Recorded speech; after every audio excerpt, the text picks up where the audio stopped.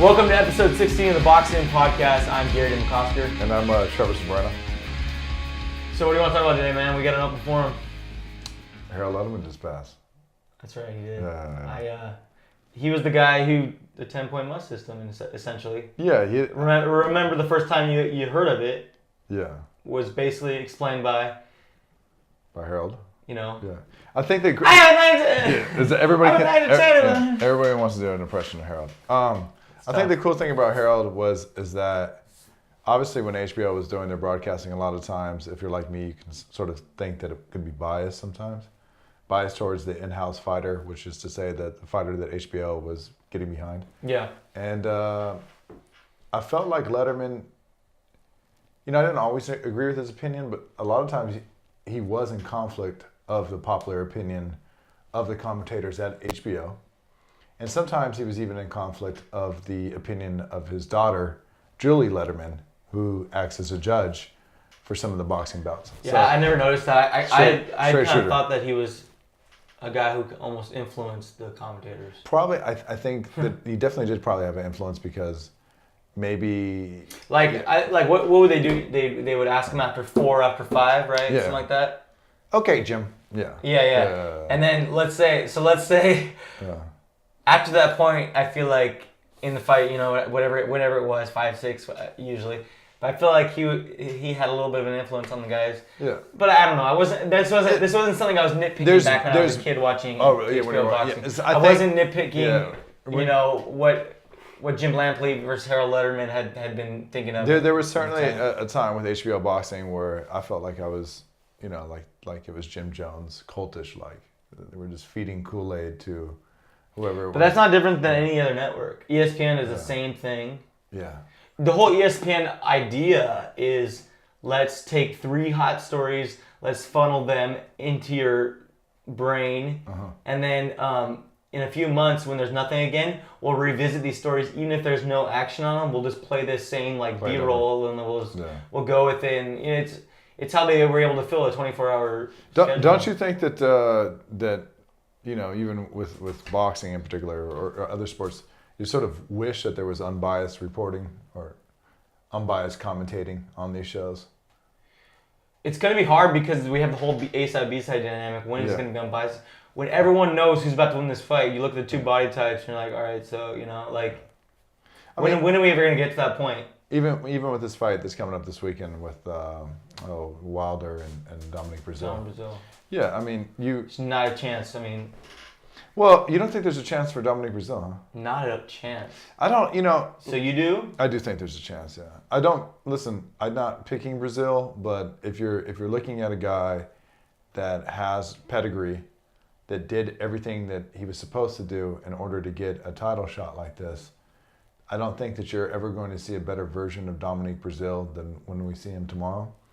And if there was a time when a guy was ready for a test, this would be the time. I mean, it's not like, Dominic Breazeale's been around Southern California for a long time. I had an opportunity to see him work a lot around 2013. Sounds like you're afraid to listen to this podcast, but yeah. I don't think he is. No, yeah. But I'm not, even aside with that, it's just, I think that when you're being very kind. When I'm talking with folks and someone has a look, it's specifically a world championship title on the line.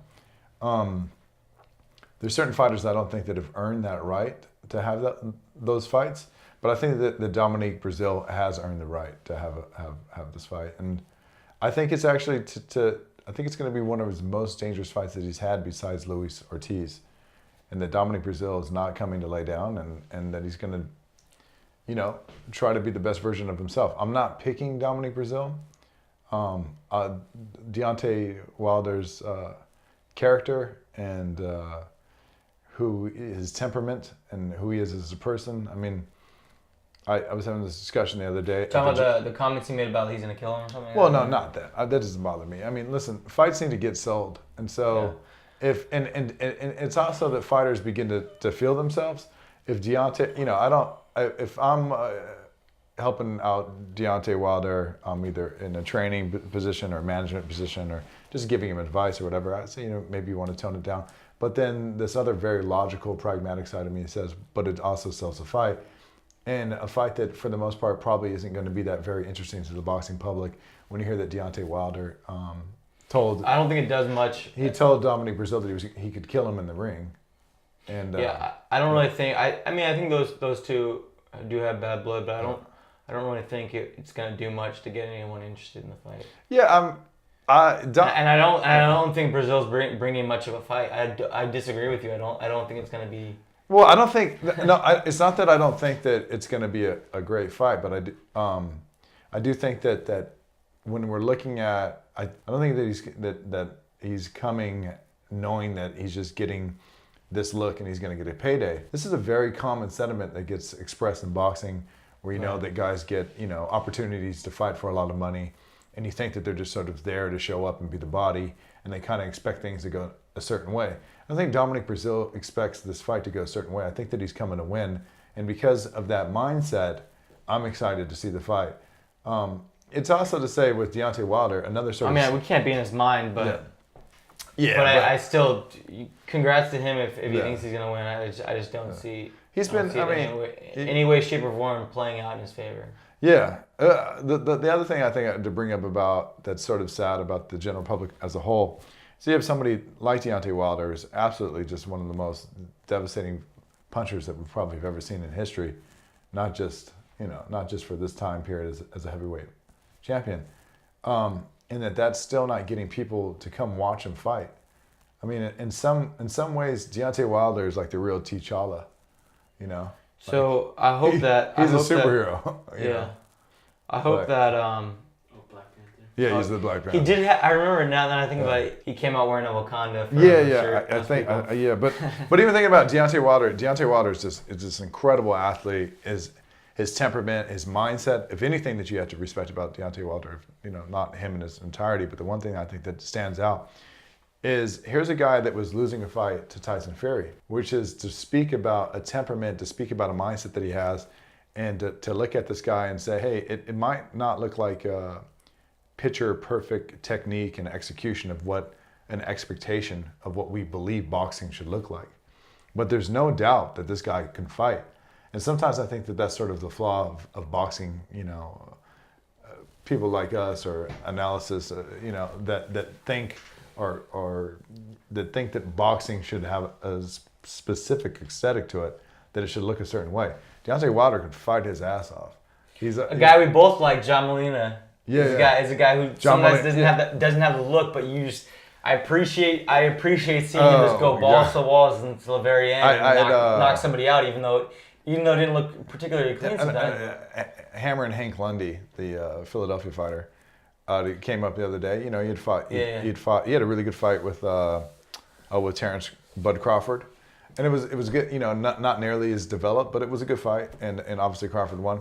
But thinking about John Molina, I was talking about the fight with Lundy and Crawford, and I said, well, man, I go, do you remember when John Molina had cracked him?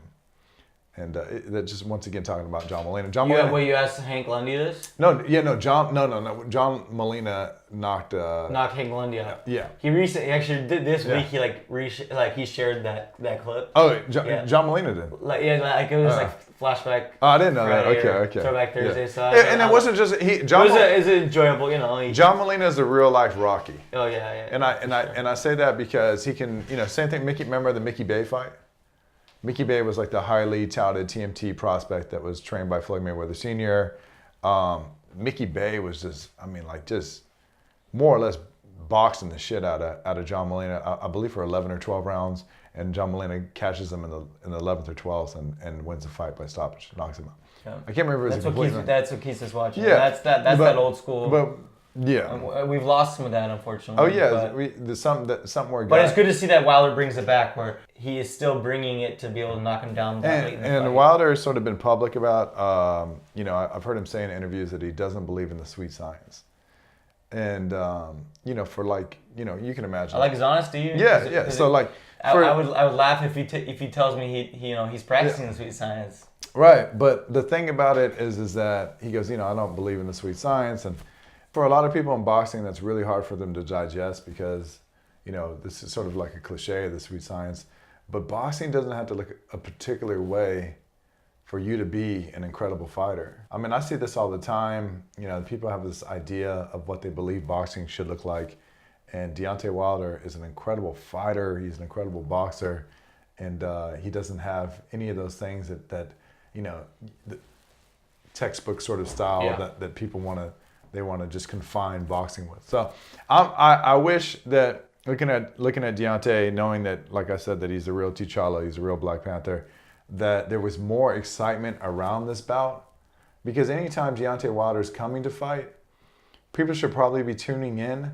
But like I might have mentioned this before, I really do believe like there's a disconnect between modern man or just modern fight fans, and that they lack an appreciation for somebody like Deontay Wilder, who's just this incredible, phenomenal athlete, who's also just an incredible, phenomenal fighter, who has a mindset that we don't sort of see anymore, which is to even talk about the things that we do know about him, which he was a young man, he was playing football, I believe maybe even played a little basketball. He has a daughter. His daughter is born with a disease, and he says, "Hey, he doesn't really know what to do, and he goes out there and he goes, "This is what I'm gonna do. I know that I can hurt people with these hands. I'm gonna put these gloves on."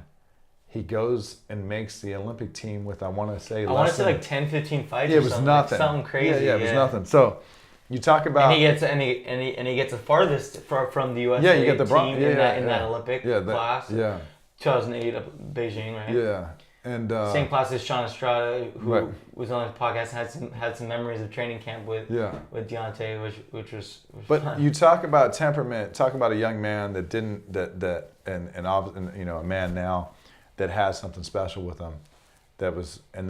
What's special about Deontay Wilder is literally his mindset.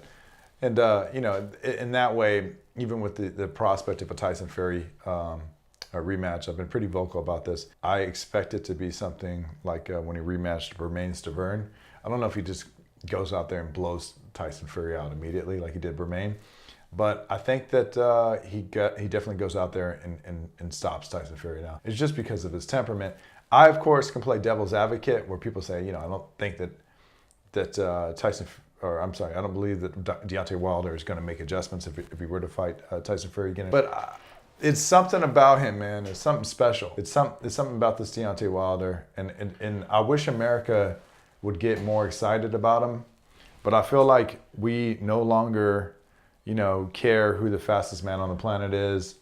We don't necessarily care who the baddest man on the planet is. Well, going back to ESPN, we're funneled NBA, NFL. Not even that. I just think that we live in a... But even baseball is not important to the American public anymore. Probably, it's literally two sports now. Yeah. But no, I feel like we live in a time where, if this is like the turn of the 20th century, the early 1900s, but that there was also 3 networks back then. And but now, now that man is sort of like disconnected from, having the fight or flight in his system. In the modern world, you have social media platforms, and you have phones, and but now all of a sudden we have esports, dude. These very primal things, like no, but I'm saying, I think that we don't care as much because we're pretty disconnected from times where we had to fight and we had to run.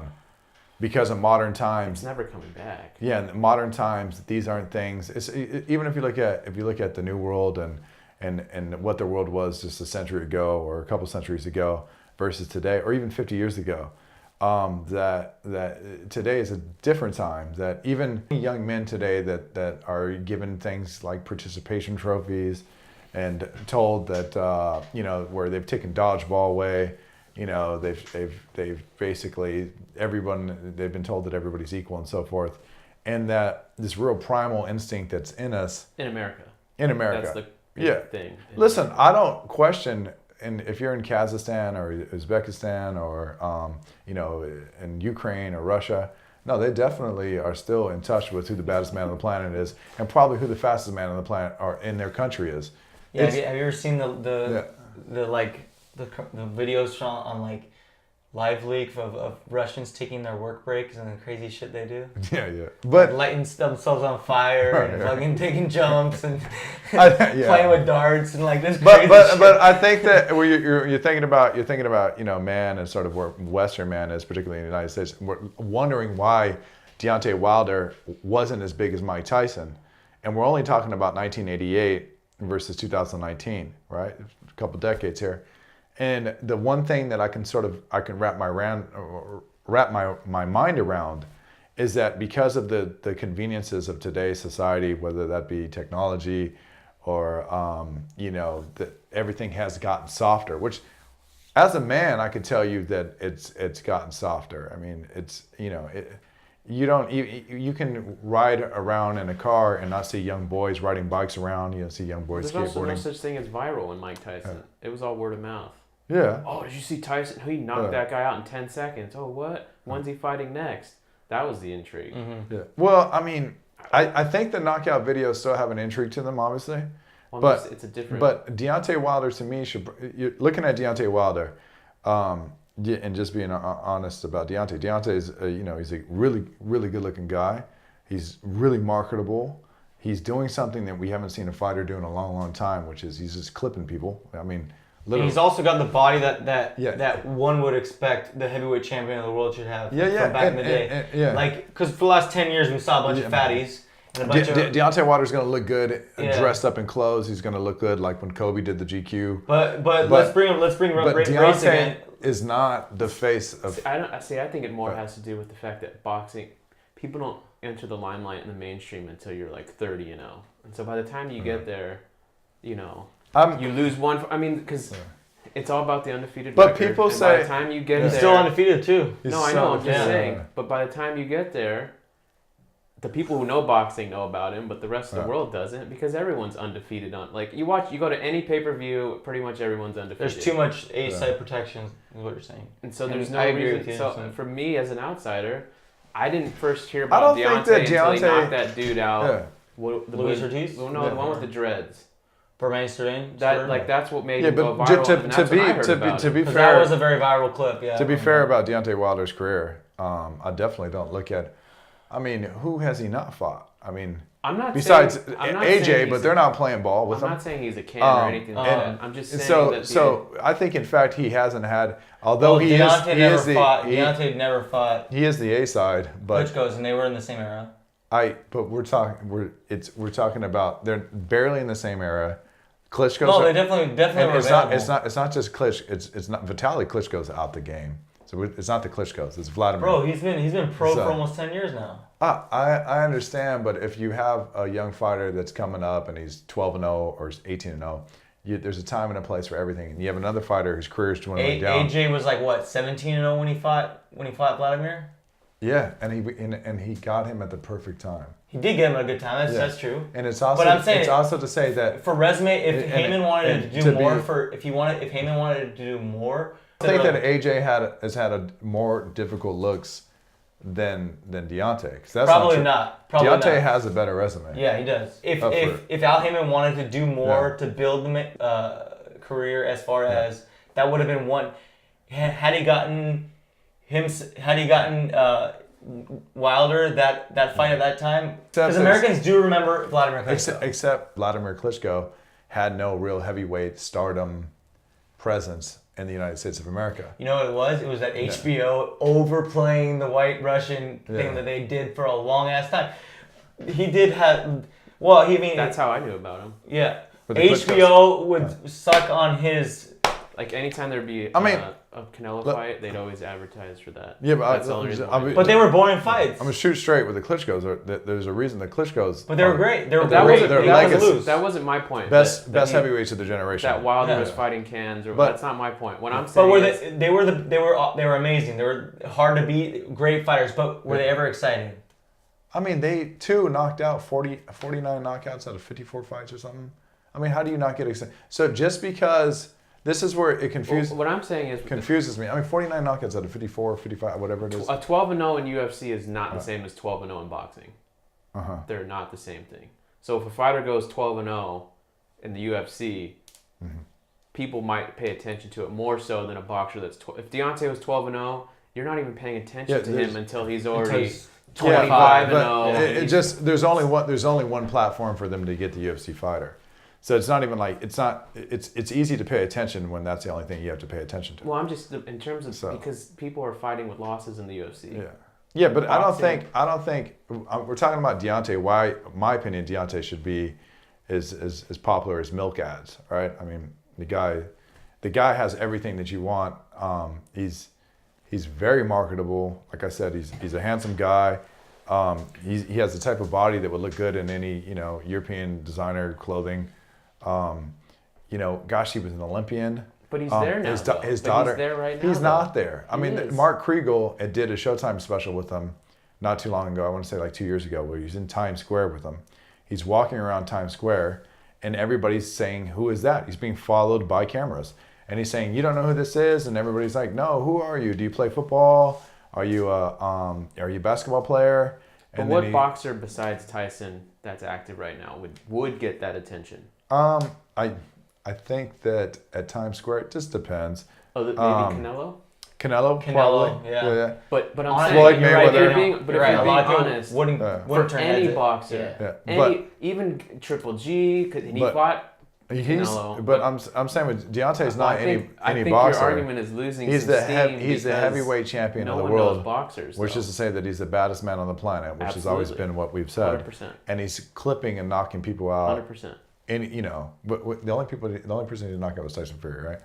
I think so. Yeah, I can. Yeah. So, anyways, he's stopping people. We know. No, he went the distance with somebody. Let me look. I'll look it up. Let me fact check it. Go ahead. Keep going with your point. It might have been. But my take on it is that it got you had 2.1 million people fight or saw the Hurd fight with Julian Williams, right? You still have a huge interest in boxing. So this idea that it's just Deontay Wilder is not bigger in America.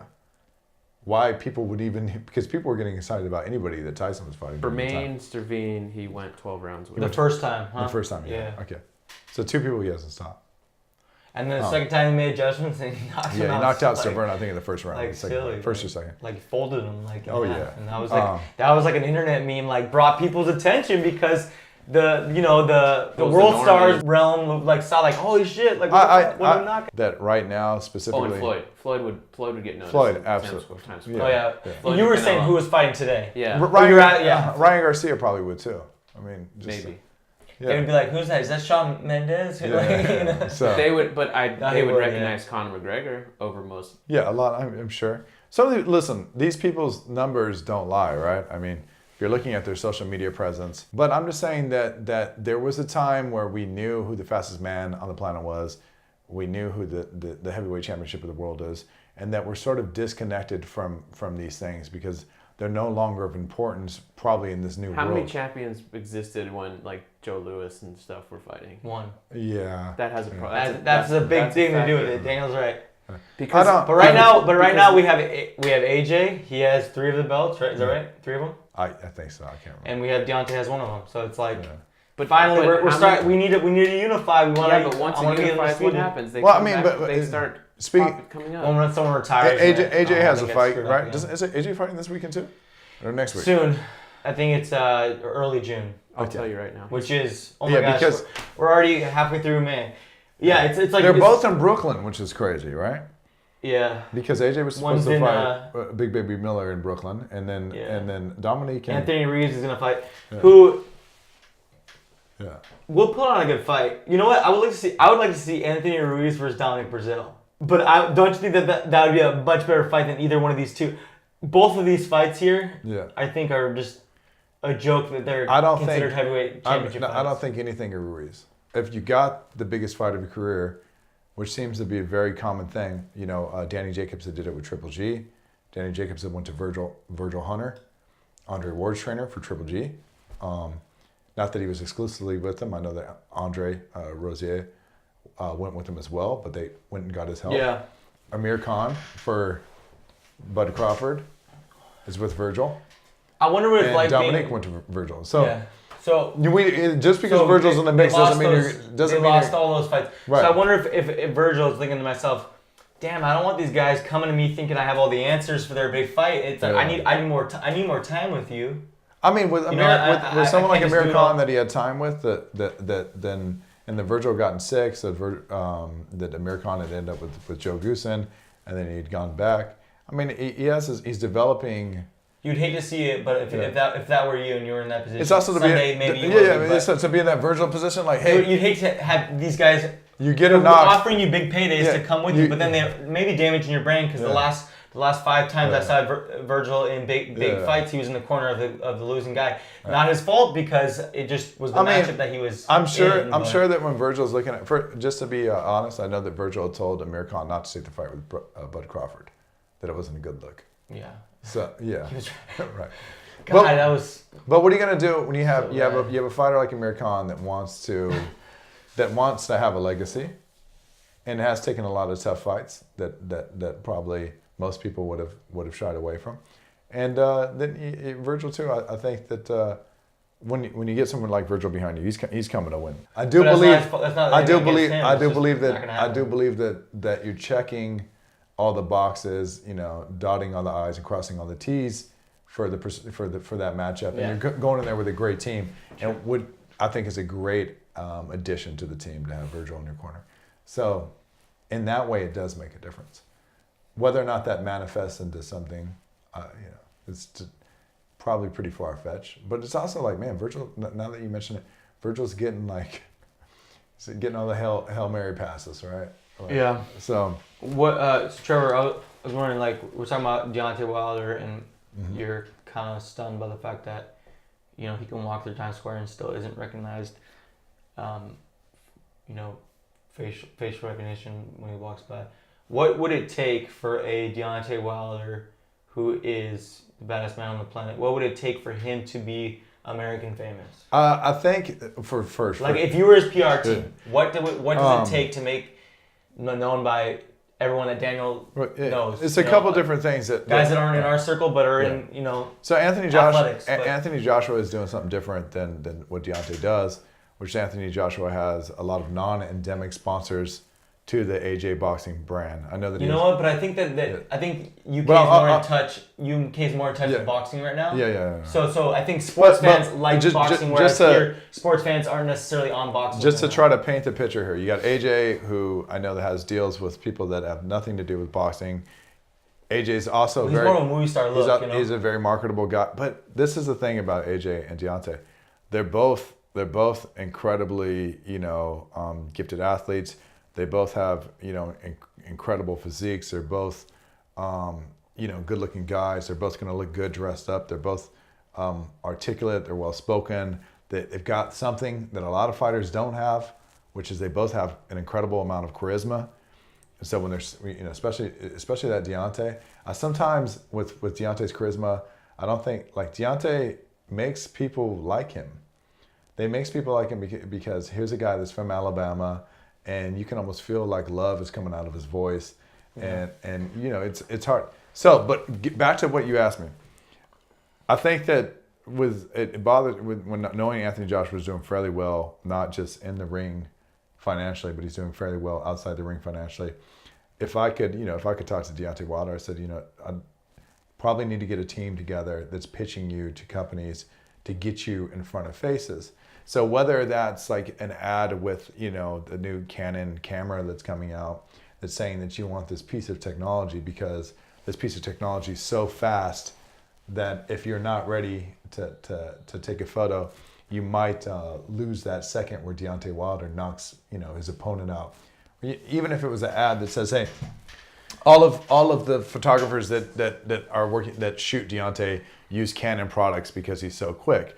And maybe that's how he's being put out in front of people as a face that's saying, hey, this isn't obviously I think more style brands are more, well suited, you know what I mean? But Volvo has a way deal. He looks, Volvo has a deal with AJ. The way he shows up in dresses. We both know that AJ's not driving a Volvo. But the thing about it is I'm talking about you're looking at Deontay Wilder. The one thing that I think that I hate to always bring race into this, and I think you'd mentioned it earlier, is that perhaps America still looks at Deontay Wilder and because he's too black. He's too black because he's dark skinned and his hair is snatched up. He's got cornrows or you know. So we were talking about how he's a good looking guy with great body and he's very marketable. I think that there's a segment of America that the marketers, the people that are the madmen that are in the But it shouldn't limit him. That see him and think, is it limiting him? What is right now, like, what is he incapable of doing because of the limit? Like, well, how does that invalidate anything? It doesn't. If you're dealing with a star like someone like Deontay Wilder, listen, Deontay's done everything that he's supposed to do. He's got all of his accomplishments. He's got his accolades. He's got his world titles. Easy to fall out of he's always, you never see the guy look like he's not presentable. He's always, always looks great. He's knocking people out. He's charismatic. So if he beats Joshua. So yeah. And then let's say he beats Joshua and there's a Fury rematch, he beats him too. Yeah. And he still doesn't have the recognition. Maybe his team isn't. No, I'm genuinely asking. In is boxing? it just money? Is it that? Is that Oh no. I mean, we listen. Because he'd be in the Hall of Fame. You know what I mean? Well, I mean, but guys are in this. Like you had Klitschko's, for example, had a reign for like 10 plus years. Guys are in this that they want to have their legacies. Also, a guy like Deontay, I think Deontay, in his heart, wants to be seen as the best heavyweight of all time. I mean, if Deontay continues to do what he's doing, there should be no, really, we should start to have a discussion. Is this the best heavyweight that we've ever seen? Now, before everybody loses their shit, because I know everybody's going to, this is going to make everybody feel uncomfortable. But if Mike Tyson, who barely was 6 feet, who sometimes Deontay was very critical of Deontay, whether Cus D'Amato had lived or not, Mike wasn't going to beat Deontay Wilder. The new body, the new big, the new American heavyweight, or the new heavyweight in the world, you better be at least 6'6". Yeah, Tyson was at the right time. If you're not 6'6", Deontay's at the right time too. You better be a 6'4", 6'5" version of Lomachenko and Guillermo Rigondeaux and Floyd Mayweather, where you're just absolutely the most craftiest, slickest heavyweight. But to answer the question though, what is he not getting right now? He's not getting besides attention. He does. He's not. I don't believe that America is giving his props. I mean, I know, but besides that. Career-wise, is there anything holding him back? One thing I might consider. Do you want me to be honest? Yeah. In my heart, I do think that he's held back by that he's dark-skinned. But being held back from what? And I will also say that there was one being held back from McDonald's commercials. So financial. So finances. He should not just. Deontay is a guy that America should be getting behind because. I mean, he's sort of like he's all-American. He's a world champion, all-American. Yeah, it's an all-American. Yeah. So he's not really all-American story. From doing anything. No, but no. Well, we had a big megastar that kind of filled for mainstream sports. There was a Floyd Mayweather, and he kind of filled the entire. But Floyd wasn't getting money outside of boxing either. I mean, listen. There's money for people. The Reebok deal and a couple of things, but he absorbed everyone's attention span for boxing, and they had the same their reigns of their greatness. Mm-hmm. Even though they're far in division, their timelines were the same. So yeah. Perhaps the American public. Well, I just want to know what the conversation's about, because to me it sounds like it's just about finances. Well, no, it's that Deontay. It's that Deontay Wilder is going to be fighting Dominic Breazeale, and I don't expect the numbers to be anything insane. But why isn't this guy getting some of the biggest numbers we've ever seen any heavyweight do? Because he's certainly doing what heavyweights are supposed to do. Pay-per-view either. That's the other thing. There was no Reddit boxing streams when Tyson was fighting. There wasn't. Yeah, but those shows weren't pay-per-view either. Yeah, they were. No. Tyson wasn't pay-per-view until much later in his career. He was for free on Showtime. It wasn't until he got out of jail that he started to have pay-per-views. You were watching back then. Yeah. So I remember watching him lose to Buster Douglas. I remember that night. That wasn't pay-per-view. That was pay-per-view, right? No, and I can't wrap my head around why I could walk, down to the El Pollo Loco down the street. And ask, hey, do you know Deontay Wilder's? Because I would say more people know about who he is now than they did a few years ago, and it's because I do think it matters in the neighborhood. He's doing better. Yeah, for sure. I do think it matters in the neighborhood. But once again, listen, this is just all variables. It's like, it matters in the neighborhood. No, the truth is that this guy should probably be one of the biggest athletes of our time. right now, and he's not. Deontay Wilder's not close to being one of the biggest athletes of our time right now. He's knocking everybody out. He's got a great look. He's articulate. I mean, he's got a great story. How do you not? He has everything you ask for. How do you not boxer. emotionally? How do you not get invested in a guy where you know that his daughter has I want to say the word wrong. I don't know what it was. I don't know. Debilitating disease, I guess. Oh, the debilitating. Anyway, thank you. So that, and you know, this guy literally is saying, "Hey, I did all this for my daughter. I was one-track minded. I did everything I was supposed to do. He's been pretty clean for the most part. Doesn't get in any trouble, and America isn't behind him. Maybe that's why. And it's no. Because he only has one story. Well, listen, America. I've always had this theory that America has a really hard time getting behind black fighters unless they're. Was Deontay hanging out with Drake and today's like big guns? I don't. Because I know Tyson was hanging out with Tupac. Yeah. And that's a big thing at that time. Yeah. I'm just. Tyson, you got. But that's also funny. That's also funny because back then there was Tupac to be hanging out with.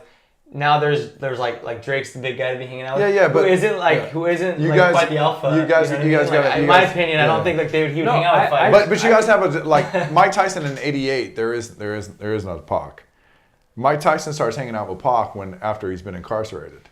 So Mike Tyson is already dwindling down. At one point, arguments out of my ass. Because for me, Deontay's obvious. Like the way I look at it is, Deontay is an example of the American dream. Mm-hmm. No, he is an incredible example of the American dream. You work hard. You fucking put your nose down, and you just do what you need to do. And he's done that. And so he's overcame adversity. He's overcame not being popular, and he still is where he is. He comes from Alabama. I don't know if I've been to Alabama. Rural. Not a fan of Alabama. Rural poverty. Can't imagine the lack of opportunities to be where he is now. It doesn't get more American than someone like Deontay Wilder. Football. Obviously football. Yeah. College football. Yeah, but he talks about he's a Crimson Tide fan. I mean, obviously, right? Did he play ball? He played football. Go back. Let's assume he wins his next few fights, right? Then he starts he's an undisputed champion now. Okay, let's go to that future. And he's defending, because he's still young. Yeah. So what's to say he doesn't get what you want? I just don't. How many fights does he have now? 40 fights with 38 knockouts? 39, okay. What the hell does he have to do to get the love of the American public? So what does it? What are you saying? Basically, hey Trev, they might start paying attention to him after 44 wins with 43 knockouts. Because what I said about you don't even enter ESPN until you're like 25-0 unless you're somebody's baby project. Deontay, like Ryan Garcia or Deontay had entered. He's been on TV for a while, so it isn't Showtime. Yeah, he was on. Yeah. Right, yeah, he was a Heyman signee, so he was on early on. Yeah, I don't know, but my thing about it is that. Just cut through. I don't think you're wrong. All the bullshit is that America is particularly for some reason, like there has been black fighters that I think that got the cosign of America, particularly Sugar Ray Leonard comes to mind. He also had looks like Sidney Poitier, which was very inviting for the American public, very inviting for white Americans, he had a look that wasn't. Are you saying Deontay looks like a thug? No, not at all. I'm saying that it was. I think easy. We are saying though that it was easy for America to get behind Sugar Ray Leonard. He's a certain aesthetic that looked like Sidney Poitier, and with Deontay Wilder, there's no doubt this is an example of blackness in America. I mean, he's a black athlete, and for some reason, America's not getting behind the most exciting heavyweight that I've ever seen. I also have to be divergent enough to say, why did they get behind? Why did they get behind Mike Tyson? Because they did get behind Mike Tyson. Let me just finish this thought. That they got behind Mike Tyson because they saw him as some sort of missing link between, what man used to be and what man is today. And they appreciated Mike Tyson because of the savageness of him in the ring, which is something that's being displayed by Deontay Wilder.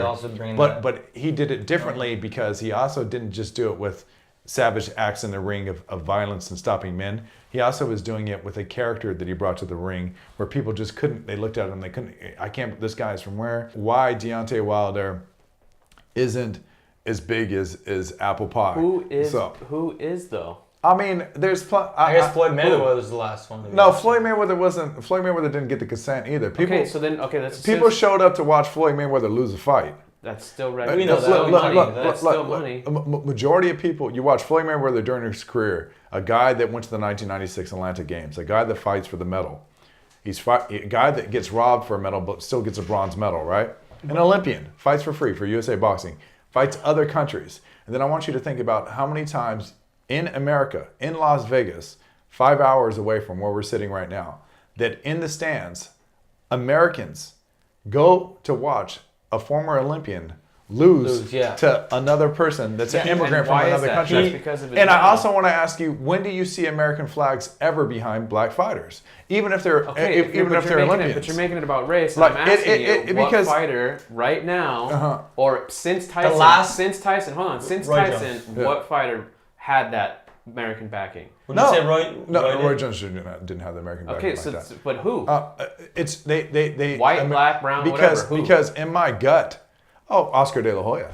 Oscar De La Hoya did. He had America, or he had Mexico? No, he had American. He had American. Yeah, for sure, he had American backing. Which is why so many Mexicans look but Oscar De La Hoya. But if we're being honest and thought, we're just being intellectual here. He also there's a lot of parallels between Sugar Ray Leonard and Oscar De La Hoya. Oh yeah, for sure. Is to say they're both both golden boy. They're both look who's coming to dinner. They both have looks that assimilate well into whatever it is that they made white people feel comfortable. They made white people feel comfortable. Thank you. And that it was okay that, hey, look, if you're bringing Oscar De La Hoya over and you're Brittany and you live in Newport Beach and you're bringing him over to dinner to meet your folks versus if you're bringing Julio Cesar Chavez. Look, I'm gonna tell you. So then, Oscar is okay. Has there ever been a boxer that America got behind that didn't have your standards in terms of like being the pretty boy or the golden boy? No, I don't think that. Has there ever been that in the history of boxing? That where America was getting behind fighters that didn't have a certain aesthetic to them. Temporary. Can you rephrase the question? No. Has there been any? Because like you threw out some people and then you immediately dismissed them. I don't know any better, so I can't say whether that's wrong or right. You brought up Oscar. You agreed that Oscar was backed by America. Oscar was backed by America. But all of a sudden he has all these things, which I'm not saying are not true. All the pretty white factors. What made him acceptable to white people. So I'm asking, has there ever been somebody of color or otherwise that have been of color? Let's stick to of color because let's be honest, that's what this conversation. It's race. It's a race conversation where that hasn't been a part of the equation. Where they just backed him because he's a great fighter. And maybe he has a good story, but no. Well, because we all love Muhammad Ali. We all love Muhammad Ali. But they didn't love Muhammad Ali at the time. Back then, he was the scariest threat to white society. They hated Muhammad Ali at the time. They didn't love him until he had Parkinson's. They got behind Frazier, and they only temporarily got behind Frazier because Frazier was willing to be a man against Ali. Why should Deontay be treated any different? Then when the precedent's already been set, I guess it's because the whole world knows Usain Bolt, but the whole world doesn't know. But why? Because there's one gold medal. Yeah. Everyone knows who Michael Phelps is. There's one Olympic Games where they compete. Michael Phelps. No, but listen, you're right about Usain Bolt. There's one. I get all this devil's advocate shit. I'm not even trying to. This is what I believe. But the reality. I believe this. The reality is that there's 25,000 belts. Is that it has nothing to do with the belts, for God's sakes. But Ryan Garcia, for example, is a perfect example of this. Ryan Garcia is gaining a lot of traction because he has a certain aesthetic that's going to be appreciated. He's good looking. Yeah, but he's fair skinned. He's good looking. If Ryan Garcia had, you're conceding. The truth is that is part of it. That is totally part of it. I don't see a problem with where Deontay's at. That's my thing because he's making money. He's making money hand over fist. He is doing his job. And race isn't holding him back. Okay.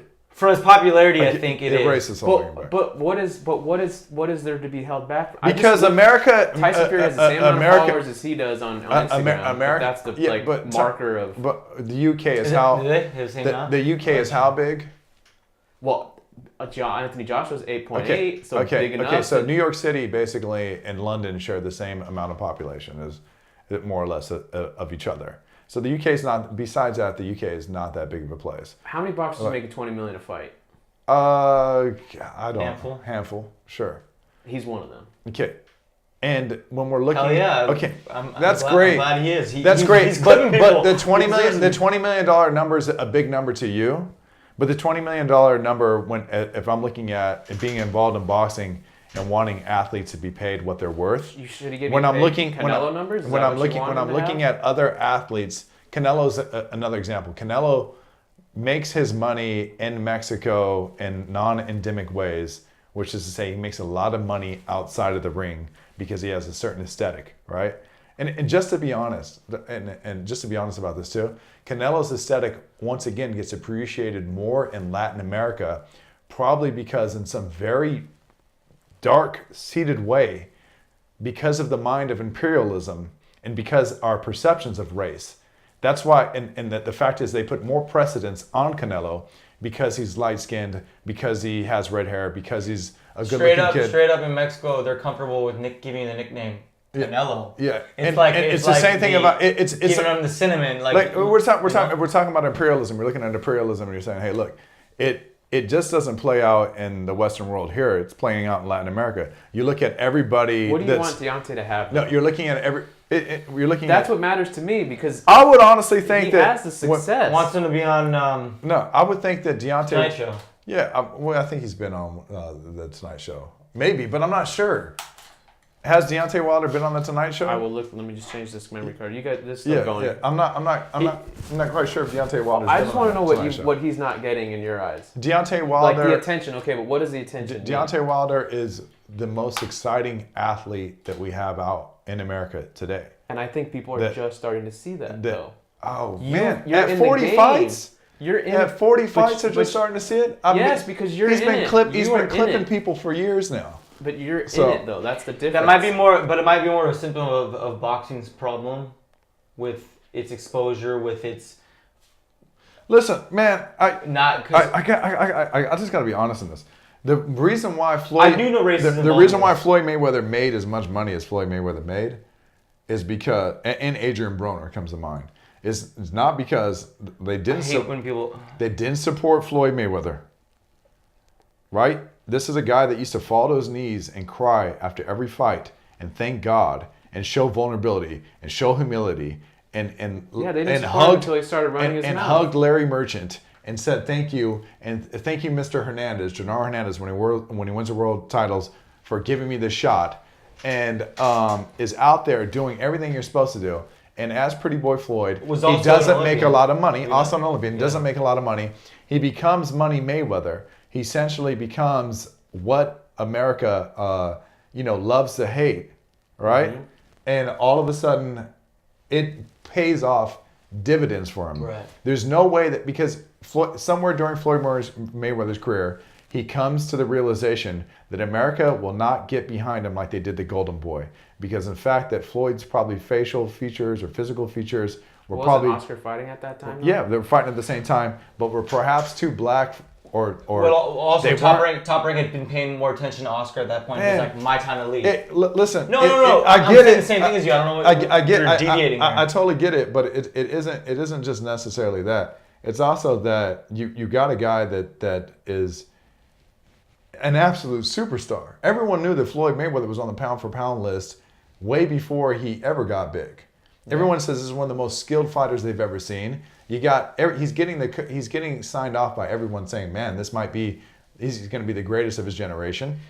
He does what he's supposed to do, but at the end of the day, he doesn't really make money in America. You don't make money until you get the entire public on board. Oh, they never got on board with Floyd Mayweather. That's what I'm saying. The recipe to make money in America as a black fighter is to get white folks to hate you because they're never going to get behind you and support you.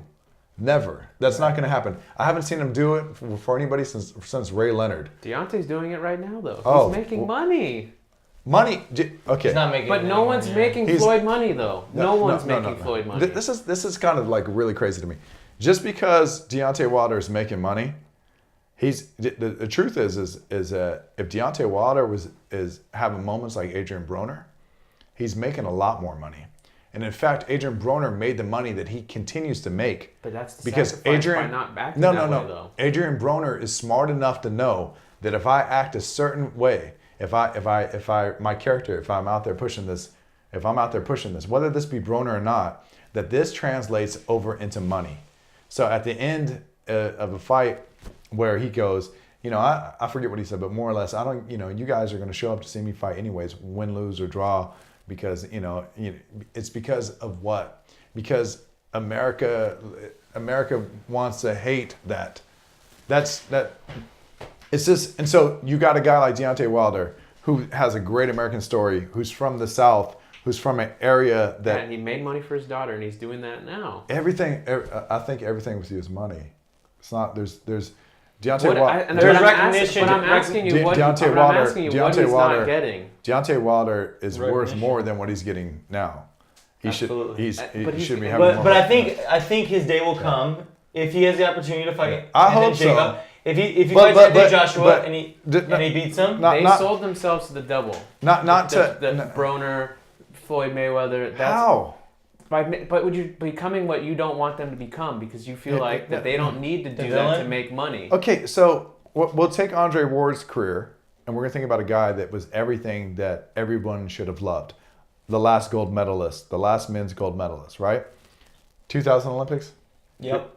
Okay. Greece? No, 2004? Okay. 2004 Greece?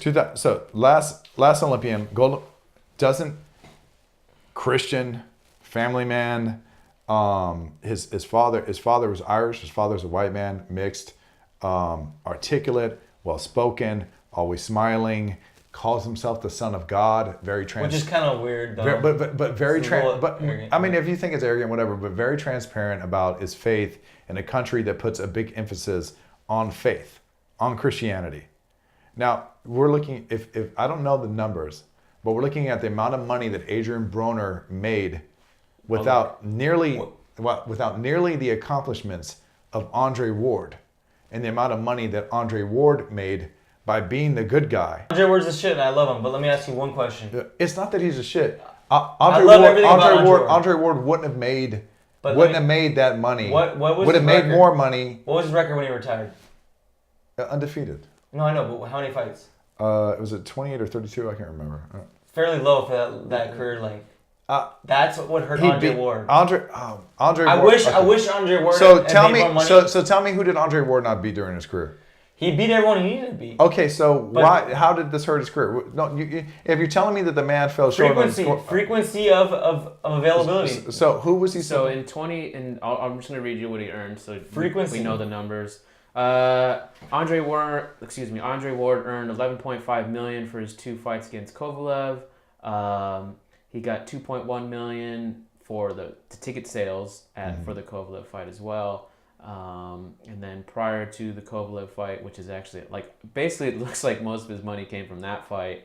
$850,000 against Colombian boxer Alexander Brand. $1.8 million against Cuban boxer Sullivan Barrera.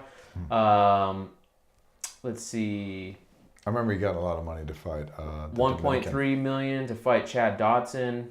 Mm-hmm. That was in 2012, and that's all it says here in terms of big numbers. So he has a net worth of $8 million. Currently. What's Adrian Broner? More than I'll look. Give me some. Okay. So my suspicion, although I don't know, he's about billions, man. Okay, but no, my thing is that if you have even with someone like Ashton, right? Ashton Silva is a prospect. Yeah. You're having a real life conversation with Ashton about being a fighter in America. So you can do the Deontay model, which is let your accomplishments speak for yourself. It doesn't get you as far. You're right. In this country, it doesn't get you as far. But you're not going to be worth as much. You're not going to be Floyd. I think his evaluation. What about Manny Pacquiao? At $750 million. Manny Pacquiao is not in the conversation. He's in the. We're talking about Black Americans. It's a conversation. We're talking about then, in terms of. My question is, what about Pacquiao being backed by America? Manny Pacquiao. See, that's what's. This is an interesting question. That's interesting. Floyd Mayweather versus everybody in Vegas. Argentinian flags are in the stands. Americans with Argentinian flags. Americans with flags, Ricky Hatton flags with the UK, Americans. No one. When he fought Ricky Hatton, there was. Oh, maybe that was just my household because we're Irish. But no, there was British flags all over the place. There's American. Yeah, but Britain travels for fights. But it's that was also huge. it's also I don't know if Americans are buying. It's also Union Jacks. okay. I don't know. I don't know if that's true, but maybe it was. Listen, if I come across a person and I say, why don't you like Floyd Mayweather? I don't like him because he's arrogant. I don't like him because he's of his. It's bravado. all the same reasons that they like. I don't like him because he's bravado. I don't like him because he's flashy. Oh, but you love Conor McGregor. I understand. Okay. We've had this conversation. What about Manny Pacquiao? What about Manny Pacquiao? Was he backed by America? Manny Pacquiao probably had more non-endemic sponsorships in America than Floyd Mayweather did, and certainly more than Deontay Wilder. Well, he wasn't a bad guy though. What? No, was he? And he was a man of God. I mean, listen. I'm not trying to get you. What do you mean? What do you mean he wasn't a bad guy? Like he wasn't doing what you felt like Broner or He's Mayweather not black. had to do to make money. He's not black. That's why I'm asking. So you think that's what it is? You also it's have just black people. It has nothing to do with. There's a different standard that America holds against a black fighter for sure. It's just read you some of the numbers by the purse numbers. What are the purse numbers for Broner? So his highest purse was 1.75 million against Marcos Maidana, and then in 2015 he got 1.25 against John Molina, and then 1 million versus Khabib Allah. I'm not sure how to pronounce his name, and I guess that fighter only earned 50,000. He has a net worth of 3 million. Yeah. So the one thing I do know about so I know you're wrong on this. I'm not wrong. This is no. Well, they're wrong on this. Yeah, don't blame me. I didn't. And I'll tell you why they're wrong. CelebrityNetworth.com is not legit. And they're probably not right on Andre Ward either, just to be honest about it. But we know that he shot down a deal with DAZN. What was it? 5 fights for 25 million or something? I don't know the details. But it was a huge fight. Celebrity Wentworth actually values him at 9 million. Okay, so which is more than 3.5. But the thing about a guy that there's a lot of money that's still being made on the back end, and that there was a limitation. And $1 million. And by the way, I'm pretty sure 2.5 against just to be honest with you, I've actually heard Andre Ward talk about this himself. So it's not like this isn't just and other fighters. I don't disagree with anything you've said so far. And so if we bring up, I don't believe that. I'm saying if you're a black fighter, you make more money playing the villain in America. And Deontay Wilder, if Deontay Wilder was vilifying himself. And Deontay Wilder's caught in the middle right now because he's not playing the villain. He's actually getting some heat because he said something. He said that I'm gonna kill him in the ring. Reading it when I've been looking him up. That doesn't bug me. That's you know all what I mean? the news cycles have been reporting. That doesn't bug me. Boxing sites. It doesn't bug you because Mike Tyson wasn't the first person to say it. Deontay Wilder won't be the last person to say it. This is something that is said in boxing. Do you think he's getting more attention because he's black? Who?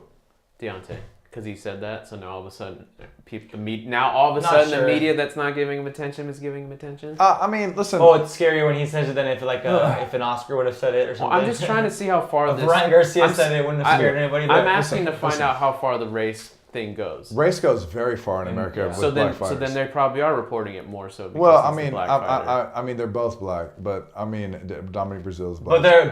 But one is a.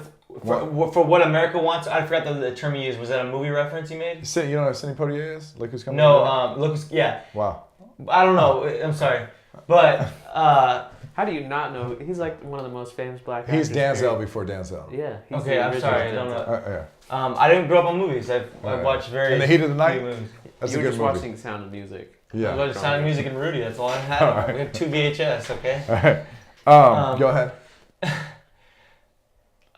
You're saying Deontay is that one type of black person in Brazil? Well, I think America, if Brazil was better, but I think America would have a field day with him being the Leonard type. I mean, because he kind of is that type, that look, that sound, everything. To mention imperialism again, and to mention how blackness in America, if not blackness in the world, is being perceived or has been perpetuated, right?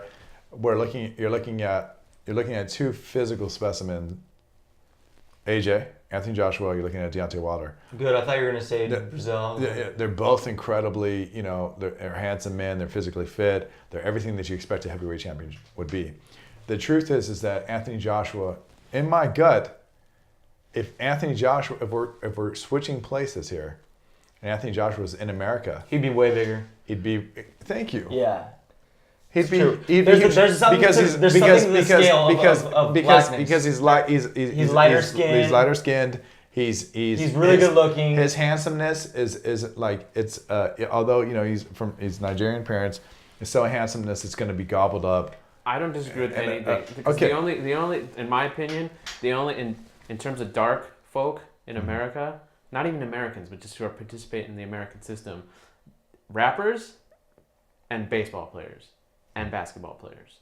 Those are the only, in my opinion, that I see where it's like darker complexion doesn't seem to make any sort of difference in terms of like their star power. No, but you can argue about it. You can look at Allen Iverson, who obviously had a lot of doors shut in front of him because of a certain aesthetic that Allen Iverson is basically responsible for the league's dress code.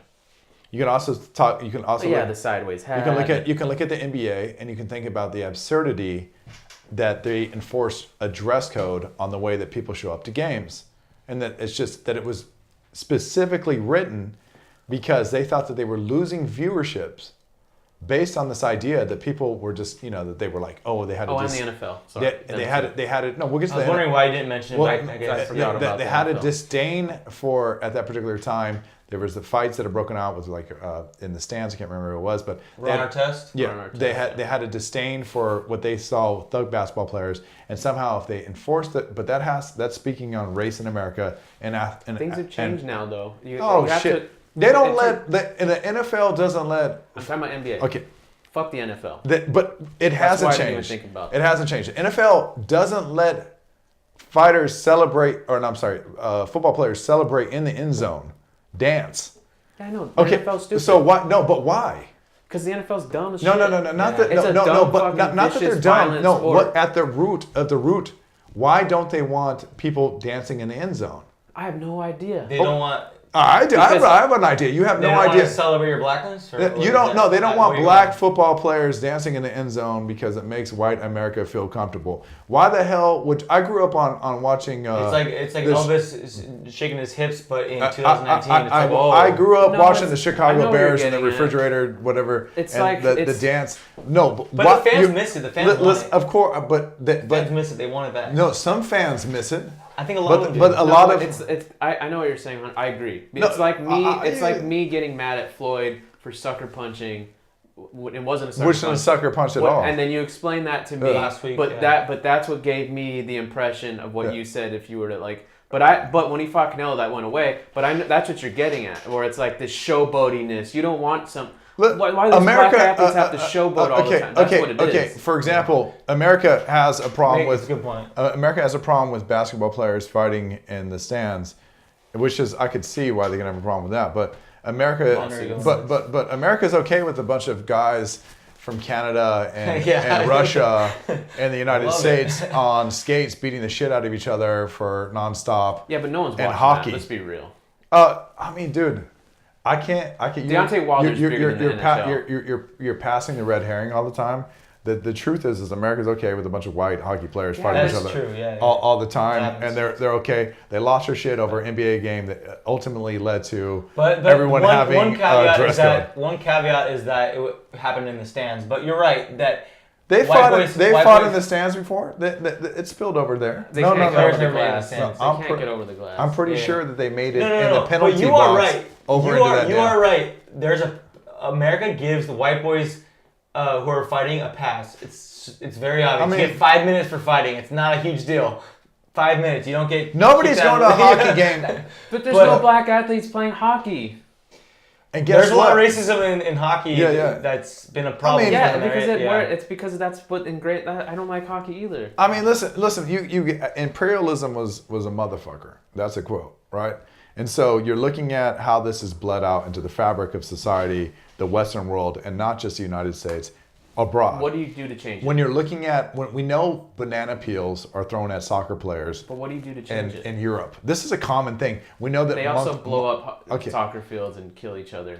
We know that there's, I know, that's a different it's hard having a discussion because it's like, I feel like if I'm talking about something, it's like, well, we also have nuclear proliferation on the horizon. I know, but I'm just talking about that they wanna make monkey sounds and throw banana peels at black soccer fucked up shit happens everywhere, and I'm just talking about what do you do to change it though? That's what I'm asking.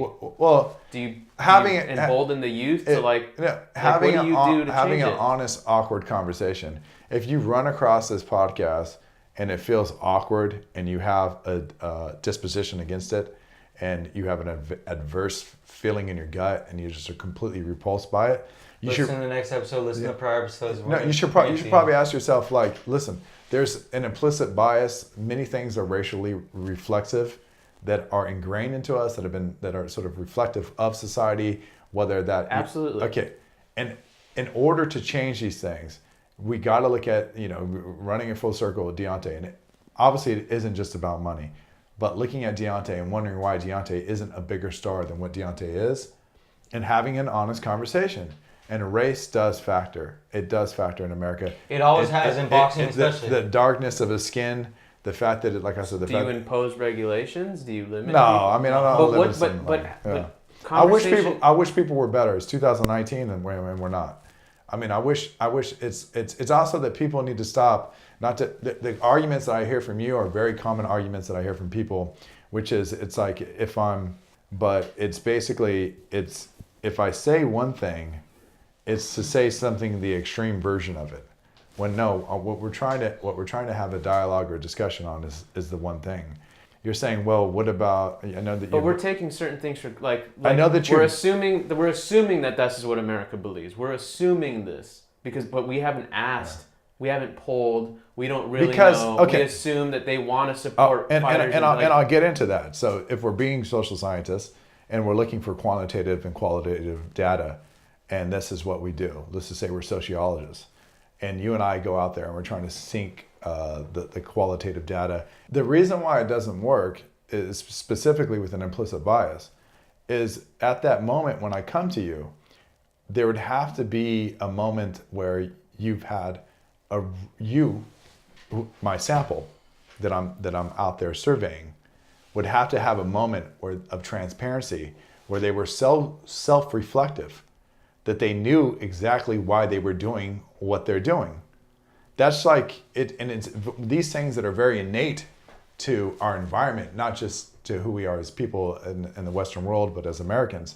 It's not as easy as like if you and I are out and we're in a Target and we see an attractive woman, that's very primal, right? Maybe. It's also very sort of reflective of our environment and other things that are at play. If I'm looking to get that quantitative data, and I'm asking all these questions, my sample, I can't put too much credence in my sample unless my sample is very self-aware and very self-reflective. And I'm going to tell you that I don't have a lot of, I don't have a lot of faith in the populace as a whole. So if I walk across them and say, hey, I'd like to have a honest conversation with you about race, unless you have somebody that's being entirely truthful and is putting all their implicit biases. Really the solution then. Yeah, for sure. You're talking to the solution. Yeah, I mean. So then that's what I'm saying. We're making certain assumptions. This is a good generalized statements. It's a good conversation for someone to run across. It's also that these conversations are very awkward, and these are hard questions that need to be asked, and not just with sports, in society as a whole. James. Because real quick, just to interrupt real quick, like for me. Like, I like watching, I want to see, this might just be me, I like seeing the undefeated X lose. Because I want that, because whether it's the Golden State Warriors, I mean, they're not undefeated, but, they're the best. Like, I want to see them lose. I want to see Khabib Nurmagomedov lose, not because it's Conor, because he's 27-0, and I want to see someone best him. I want to see Floyd lose, whether it's by Conor or whoever was fighting him, not because he's a black man. But because he's at the top. But I'm going to tell you, the majority of people. But that brings back to what I'm saying. The majority of people, they probably even if they didn't realize they were doing it, they were getting pulled into that. They weren't. They're not going to probably be as forthcoming and say. But if you're saying to me, like Conor McGregor had made statements during the fights when he was, I want to thank all my African American female fans, and then it's spoken about the how he was well endowed. This is you could probably look it up. Anyways. Well, this is what Conor McGregor did. There was a picture he took and posted on Instagram of himself, like just in the when he had his boner. He for sure prepped that one. He had a boner. Who gives a shit about him having a slight chub or not, or whether he is well endowed? Quarter chub. Nobody really. Three-quarters chub. But my point is that if you can imagine Floyd Mayweather during one of these press conferences saying, "I'd like to thank all my Irish or white female fans out there, because I'm well endowed." No, there's a double. He would have been crucified. He would have been crucified. Well, maybe. Shit, man. No, maybe. God. Maybe. I can't. What world do you live in? This is a world where young men walk around with hoods. But this is also. But we're also having hypothetical. And why is that? Because Florida gun laws exist, and that's stand your ground. He didn't get shot. He didn't get killed because Florida gun laws exist. Well, he got away with it because of stand your ground. Because of stand your ground. Yeah, and he probably knew that too. But he felt empowered enough to do that. He felt empowered enough to tell a 13-year-old that was cutting across. Because he's a brown guy. He's not fucking white. George Zimmerman. So George Zimmerman sees himself as a white man. I mean, he's not. When people say that he's Latino, I'm not using that as. I'm just saying that certain things don't fit the mold here. But that doesn't matter. He was scared by a black. Kid listen, you know what I mean? And that has to do with being raised in America. Listen, there is a reality. You see black people on the street. Certain people do clench the purse tight. You know, like it's a reflexive phobia. 100%. Reflexive moment. Also, this whole thing about guns, standing around, like being able to whip out a gun does not make me tough. Let me get back to George Zimmerman. Okay, in this America, it is okay for a guy to decide that he's going to be the neighborhood watchman, for him specifically. Yeah, he's a fucked up human being. Just to see a 13-year-old guy who I see 13-year-old men of color, black men, every day at the gym, Monday through Friday. Yeah, with different worlds on. Different worlds. Different worlds. The east side of Long Beach that go to 7-Eleven, that buy candy, that walk. Different worlds. He's in Florida. The country was okay with it. Half of the country is all right with George Zimmerman getting off. George Zimmerman was raised in America, and basically, who knows what war he had going on in his mind and what narrative he definitely had built a fucked up person, 100%. And decided that he was going to be the neighborhood watchman.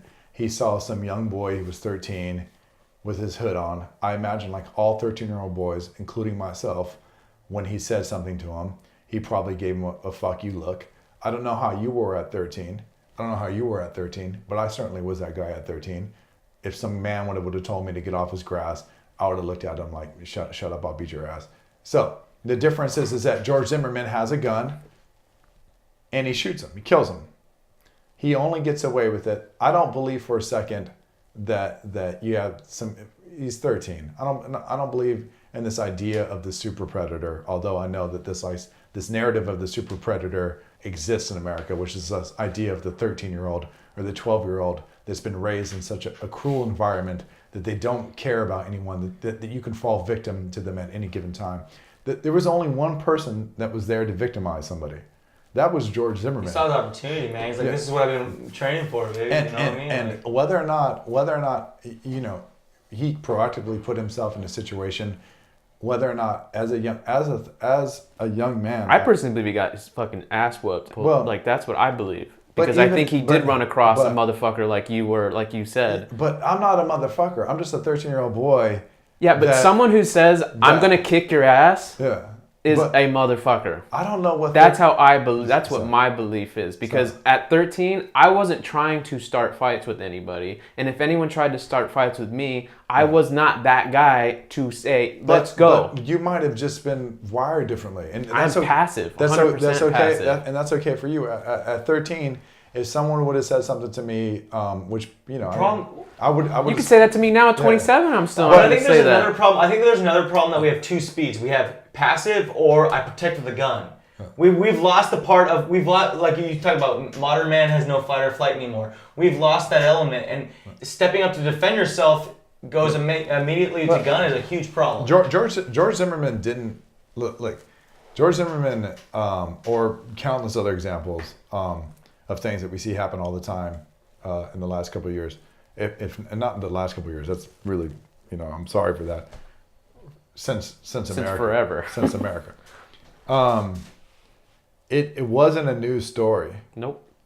It did. When you hear it, you're never surprised. Nope. 100% agree. 100% agree. It's nothing that makes me more mad than seeing a fucking Spike Lee movie and do the right thing, made up shit. When you see these things like, happen, fucking pisses me off. 100%. The other guy, the other crazy one that I remember was the nurse in Florida.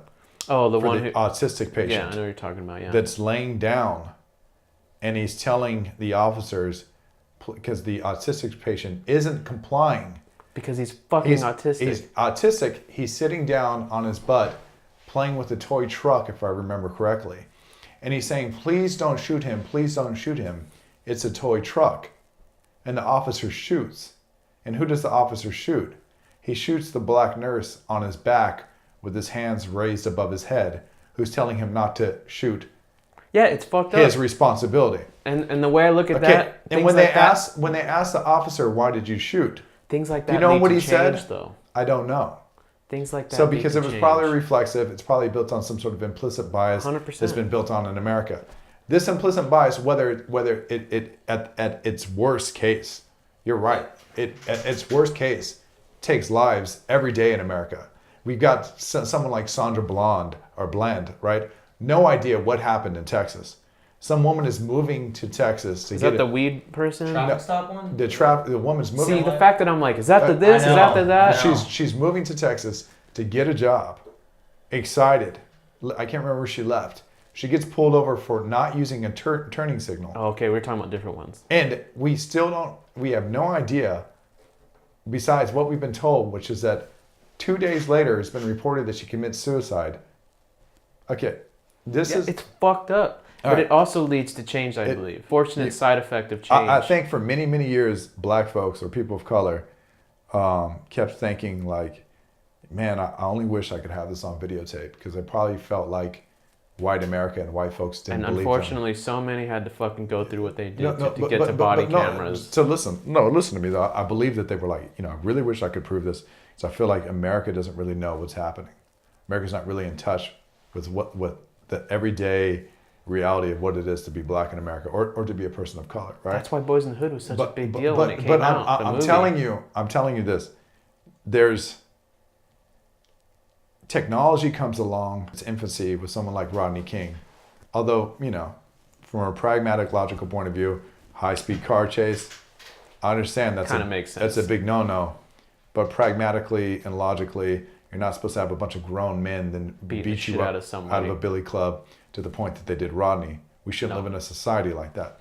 I can totally understand a few punches. But you have that caught on film, and then after that, for the next couple of decades, there's these moments that continue to get caught on film. Yep. And folks of color, black folks particularly, keep probably thinking like, hey, you know what?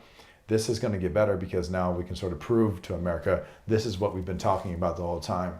It is getting better. But But you have people out there that are getting cheering. better. No, it isn't. I hope it's getting better. But you do have people that are cheering for George Zimmerman. I understand. You realize how bad that and those are the people who were causing the problems in the first place. You just had video come out this week of a young woman. I don't remember where it was. I just saw a brand new video that happened this morning about some dude who got rolled up on. I think it was in Texas because he had dreads, and he's like, "You have warrants in Louisiana. Put your hands on the." And he's like, "What are you talking about?" Yeah. He's right outside of his house, in his driveway, with his wife there on camera. And then he's like, "I don't know." He showed him his ID, and he's like, "Oh, well, you look like the guy." And he had. It was a big. But I don't know what you're saying, but so there's an instance of an officer picks up a woman and body slams her. It's horrible. Listen, did the woman look like? Talking about police officers in America. Are you talking about that pool party thing? No, this just happened this week. See this? But the pool party was horrible too. Great. So, but listen, no one talking about police officers. Police officers have an incredible responsibility, which is you have to be the parent of society. I don't think that task within itself is a difficult task to have. You don't, or you do? No, I do. I think it's hard to be the parent of society. Also knowing that you're probably running... You're the enemy. You're running... I don't know about you're the enemy thing. I know so many people... I see people I know more people who say fuck cops than not. Well, and that was my time. That was my time going to LA Unified. That was my time to Compton. But no, I'm just saying that's my exposure to people. But back to what I was saying. You have officers that do have a hard job. It's a hard task to be in their position. One thing that I would say is to make a parallel back to boxing, had a young man come in this week, said he wanted to be a world champion. Watched him move around. He's 23. I looked at him. I said, "You're never going to be a world champion.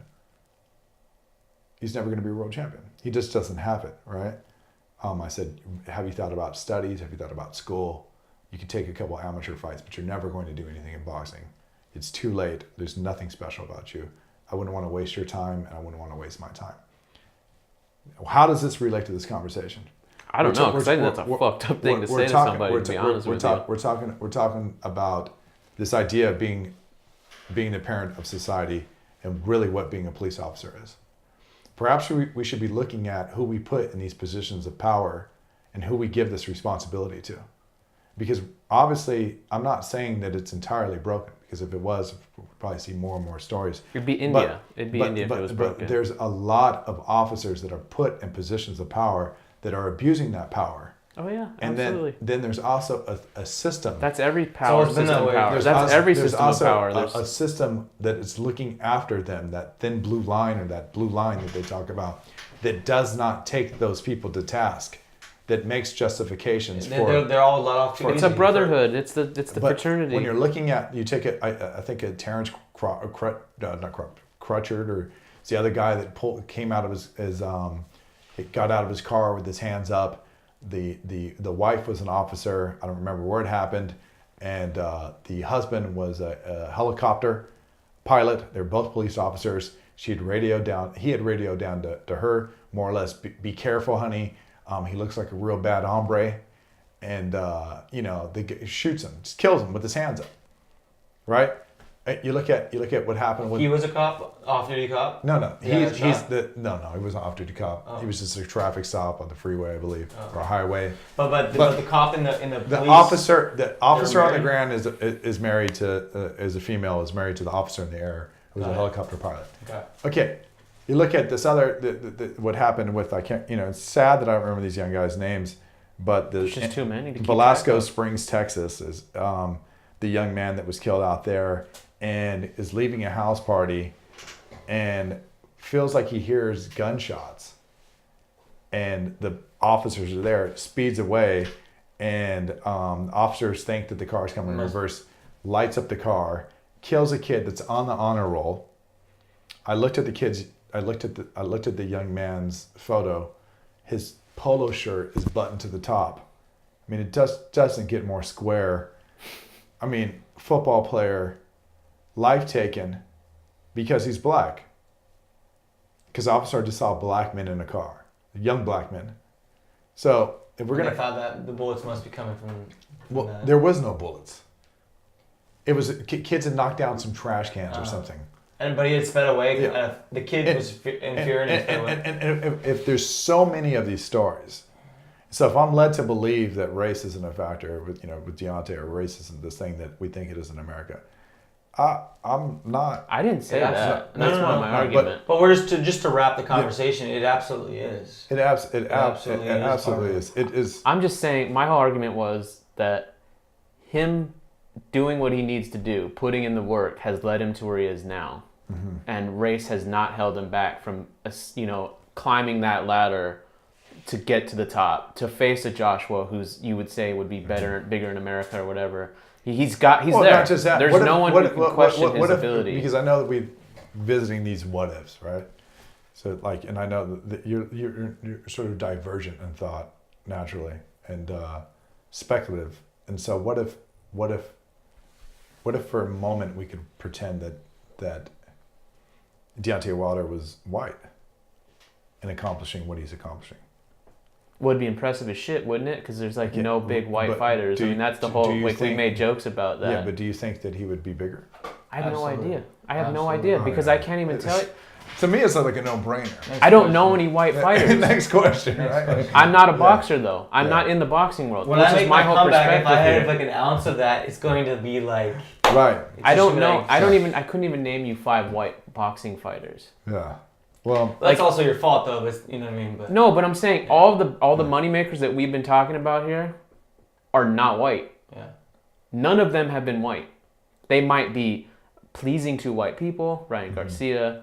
Oscar De La Hoya, well, Manny I mean, Pacquiao, I'll bring, but they are not white. Yeah. So just to be honest about history, because go ahead. We do need to wrap this. Oh, you gotta go, because I don't give a shit. I'll go back. I'll keep going on it. Yeah, I do have to get to work and things, but it is absolutely probably, but I don't know any white boxers, so that's just being truthful. The one thing I would say this a Deontay Wilder in a white body, the same body type that had the same accolades, the 40-0-1, absolutely would be bigger in America. Well, yeah, because there hasn't been any big white fighters, right? Because all the white fighters are Russians and things like that.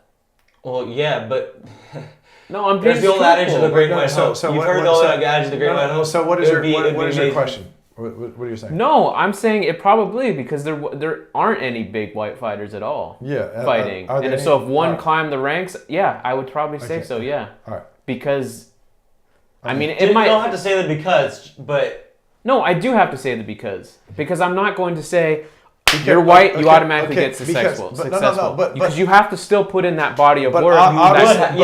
But obviously there's an explanation. More tickets will be sold because it's like but now it's down to finances. See, my argument wasn't about money; it's about accolades. Deontay has done everything he's needed to do. That's why I asked you, like, what accolades is he missing being a black fighter? He's done everything he needs to do. He could beat Anthony Joshua, but I don't think... I think he'll finally get his day to be a big American star. Yeah, I don't know. And that's how I want to wrap this, because that is what I want to see happen. Right. I want to see the two of them. I want to see a unified and undisputed heavyweight champion. And I want it to be Deontay Wilder. Yeah. Everyone wants it to be Deontay Wilder. Everyone in America wants it to be Deontay Wilder, and I cannot wait for that to happen. Meanwhile, this weekend, you guys will find this out on Tuesday, so it'll already be over, and we'll probably be seeing it on World Star, hopefully on ESPN. But he's gonna knock the snot out of Dominic Breazeale, and we hope you come back to tune into this beautiful sport of boxing. All right, we're done. Bye.